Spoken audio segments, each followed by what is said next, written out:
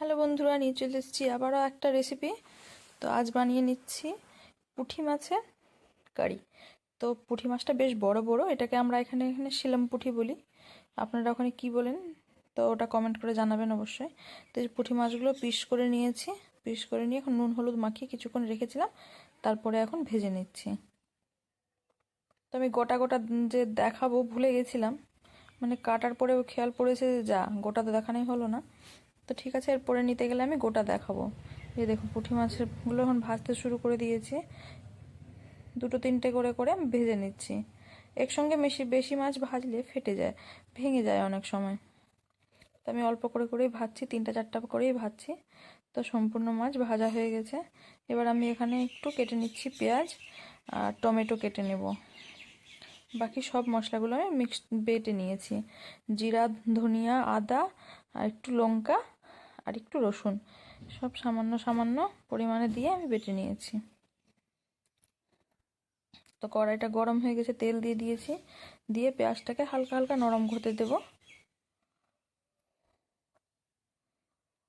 একটু নুন দিয়ে দিচ্ছি যে তাড়াতাড়ি নরমটা হয়ে যাবে।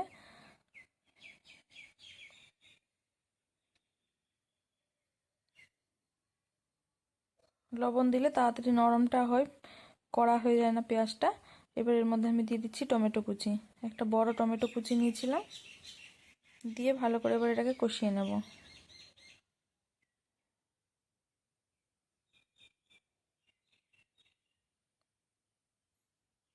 এবার ভালো করে কষানো হয়ে গেছে, এর মধ্যে আমি আবার একটু নুন দিয়ে দিচ্ছি, আর এতে দিয়ে দিলাম হলুদ।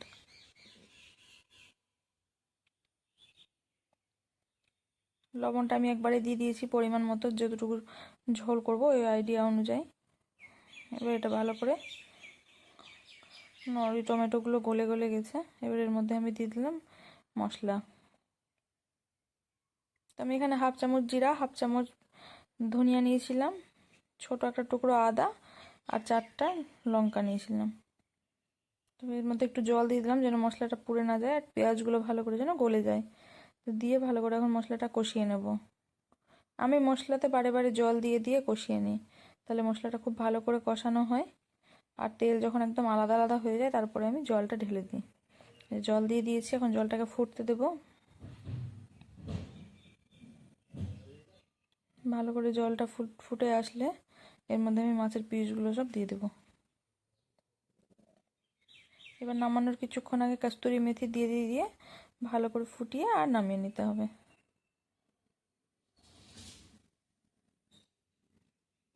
দেখতেই পাচ্ছ ঝোলটা কত সুন্দর ঘন ঘন হয়েছে।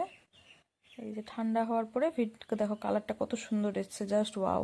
তো আজ এই পর্যন্তই, আবার আসবো নেক্সট ভিডিও নিয়ে। সবাই ভালো থেকো, সুস্থ থেকো, টাটা বাই বাই।